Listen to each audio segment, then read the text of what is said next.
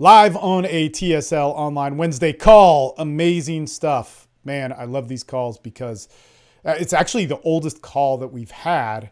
And it was the first call that just kind of spaced out into all this crazy shit. But what we're talking about here is really what it comes down to is judging one's character. You know, seeing if somebody's a good person to hang out with or not. And the last thing that I ever want to promote is like, you know, all this prejudice or pre-categorization. It's stuff we all do, but it's not something that I encourage people to learn to live by. Why? Because your fears and your insecurities get in the way of that. So what I want to talk about here is this idea of one of the best ways to read people is seeing how people act when they have something and when they don't have something. And this actually came out because a couple of years ago, I was dealing with a guy business-wise and like things were going really south. And I was talking to some of the masterminds about it. And I said, man, you know what? He's under a lot of stress and he's, you know, really fucked up and not in the best place. But, you know, so maybe that's why this guy's like acting kind of bad. And this one guy actually said, I won't say his name because he doesn't like it when I say that, but he stopped in the call and he said, no, Steve, no. That's the best time when you can see how people really are is when they're under major amounts of stress or they get everything they want. And see, this is a very, very important thing. These are the things that we try and avoid or get in life. You know, in order to live, you know, what do people say? It's like all life revolves around pain. Life revolves around pleasure. And you can make the points of that, and that's very true, but human dynamics work in a very different way.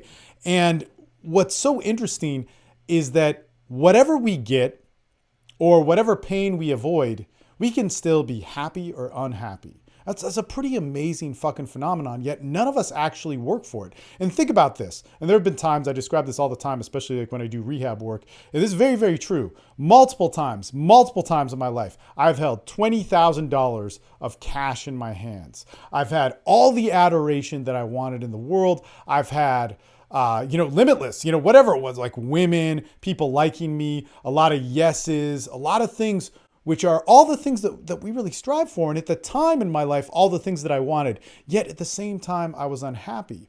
And then there have been times in my life where I've had nothing work. You know, I've been alone, I've been broken up, I'm getting sued, whatever it is, like just tons of just really bad stuff happening. Yet at the same time, I can be happy. And of course, we want all those good things and we want the bad things to be minimized. But the most interesting thing is that we can get is the concepts that we have of how to be happy, or the roads that we have on how to be happy and how to live a good life. We rarely walk. And why is that? You know, and the interesting thing about those roads are that they're ordinary. You can do them right now. It doesn't matter how much money you have. It doesn't matter what class you have. It doesn't matter, you know, what part of society you're in or even what society you're in. What matters is that we start to do them. And yet it's the one thing we have control over in a world where we don't have that much control over. And what I mean by that is, of course, you can put yourself in great situations. You can work for things. You can have all sorts of things that set you up in the right ways, but we can't control anything outside of ourselves. And see, the one choice that we always have is the choice to access those different principles of life. They could be things like acceptance, things like unity, things like forgiveness, things like love, and so on. And you might be thinking like, man, I don't want this to be a spiritual or, whatever woo-woo talk and all this sort of stuff. But man, it's crazy. It's crazy how little we look at that. So back to this concept. And the reason why I posted this was there was like all this bullshit on my Facebook of people like talking all this shit. And what's so amazing is the consistency people fall into their traps of their behavior. All right. And the roads that they take when all their shit falls away from them. Likewise, the roads that they take when they get everything. And so what do you do? Like, what is it that you want in life? Really, what is it that you want? What would make you happy? What would be the thing which would absolutely make your life kick ass? And you can like think about it. You make a fucking list. And what you should actually do is take some time and actually make a list of all those things that are going to make your life great. And I could do it right now. Well, not right now, but I could do it with myself, and just off the top of my head, it would be like, oh man, money. If we had, a different fleet of cars, if I was able to have, Let's go with physical things. If I was able to have longer legs, if I was able to have a brain that was still sharp, like, man, all these things would make me happy. And we're almost sold this over and over again with, is the solution to our life. You know, people are constantly selling stuff. And what if we got those things? Like, what if we had those things? And anytime I know I had something yet didn't fully value it, and I just went with my want, man, I never respected it. You know, I was never able to fully use it. I never got it. You know, a perfect example was, it's actually a very cool story, but 6 months ago or whatever it was, I got my tools stolen from me. It was a shitty thing, man. And in that day, I got my tools stolen from me. Something happened financially that was fucked up. And I remember when I found out my tools were stolen out of my own garage, I was like, fuck. I was mad. I was angry. I was like, why me? All this sort of stuff. I was pissed off. I was really, really pissed, as anybody should be. And I kept going, you know what, man, I've been in this situation so much. I know I'm going to learn from it, but fuck, I'm fucking pissed right now, man. And I remember that day I was like, you know what? I came to the conclusion. I'm like, you know what? I worked my ass off to get those tools. They're really nice tools, by the way. I worked my ass off to get those tools, and I didn't really value them fully. And if I work my ass off to get them back, I'll value them even more. And that's probably a better life skill than anything else. Long story short, this weekend I was at a party, and man, it was crazy conversation, just saying hello.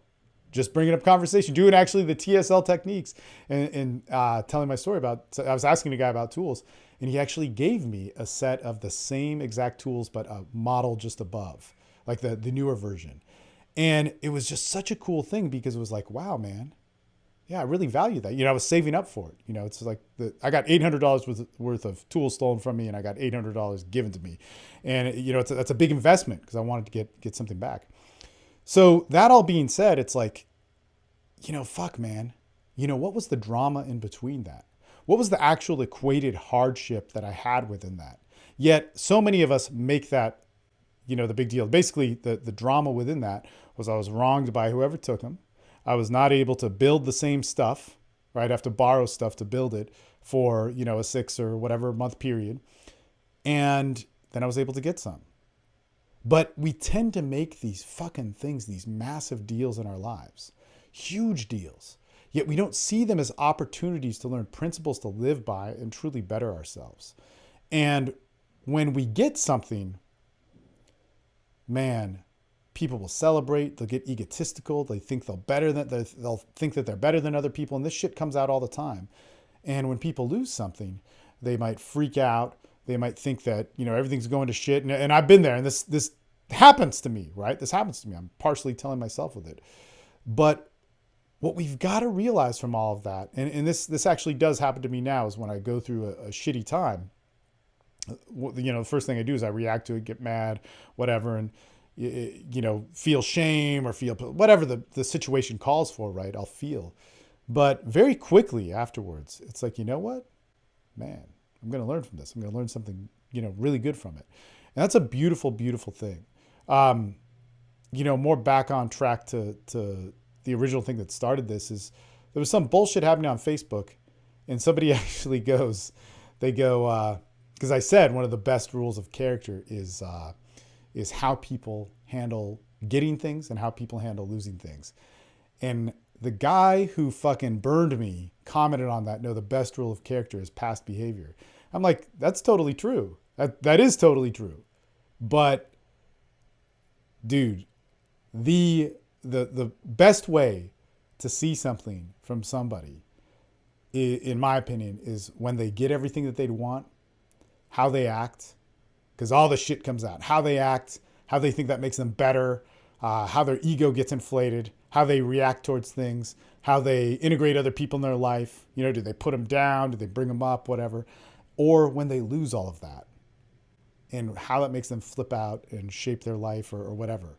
And, one of the cool things is I've seen a lot of people in my life go through some pretty major stuff. I mean, major stuff that I've never dealt with.